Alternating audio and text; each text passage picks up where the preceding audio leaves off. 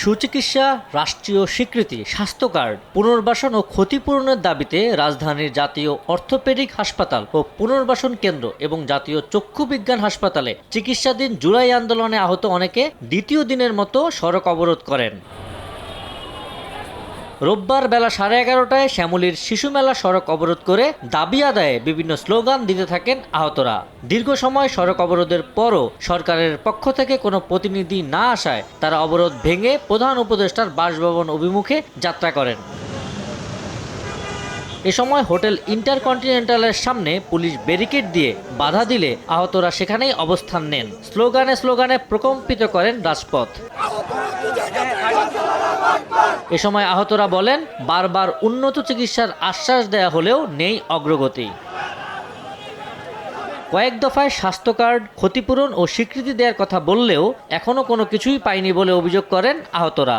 রাষ্ট্রীয় সম্মাননা আহতের শহীদদের দিতে হবে এবং সুচিকিৎসা নিশ্চিত করতে হবে। যদি বাংলাদেশে না হয় বাইরে নিয়ে যেতে হবে। তাদের চিকিৎসা হচ্ছে না।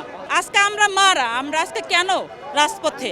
আমরা কি এটা চাইছিলাম? আমাদের সন্তানদের যার যার যোগ্যতা অনুযায়ী তাদেরকে পুনর্বাসন করতে হবে। আমরা সুচিকিৎসাও পাচ্ছি না, আমরা পুনর্বাসনও পাচ্ছি না। কালকে থেকে আমরা আগারগাঁও শ্যামলীতে অবস্থান কর্মসূচি করতেছি এবং সরকার পক্ষ থেকে এখনো আমাদের কাছে কেউ এখনো যায়নি। আমাদের ভবিষ্যৎ যতক্ষণ ডক্টর ইউনূস না দিবে এতক্ষণ আমরা রাজপথে থাকবো। হঠাৎই শান্তিপূর্ণ কর্মসূচি হয়ে ওঠে অশান্ত।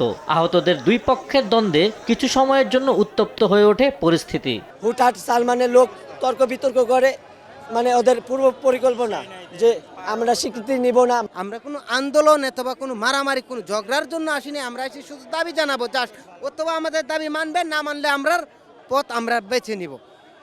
কিন্তু এই জায়গাতে আইসা দেখি তারা হঠাৎ করে বলতেছে আমাদের কোনো দাবি নাই। কিছু সময় পর আবার পরিস্থিতি শান্ত হয়। আর কোনো আশ্বাস নয়, এবার লিখিত রূপরেখা প্রকাশের দাবি জানান তারা।